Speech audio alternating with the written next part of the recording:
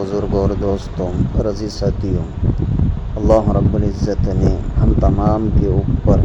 زکوٰۃ کو فرض کیا ہے، اور ایک مرتبہ حضرت صلی اللہ علیہ وسلم نے زکوٰۃ کے بیان کے اندر ارشاد فرمایا کہ کوئی شخص جو سونے چاندی کا مالک ہو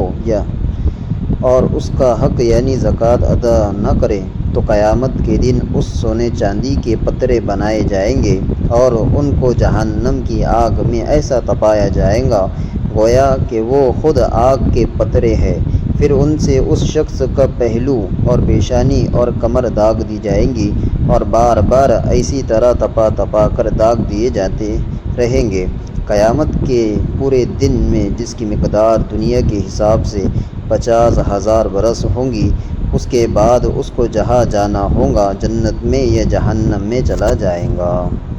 اور ایک جگہ اللہ کے نبی صلی اللہ علیہ وسلم نے ارشاد فرمایا ہے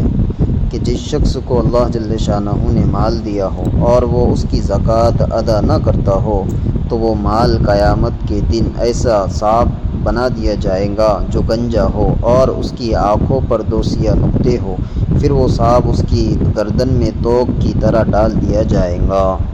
جو اس کے دونوں جبڑوں کو پکڑ لے گا اور کہے گا میں تیرا مال ہوں، تیرا خزانہ ہوں۔ اس کے بعد حضور اقدس صلی اللہ علیہ وسلم نے اس کی تائید میں قرآن پاک کی آیت وَلَا يَحْسَبَنَّ الَّذِينَ يَبْخَلُونَ بِمَا آتَاهُمُ اللَّهُ پڑھی۔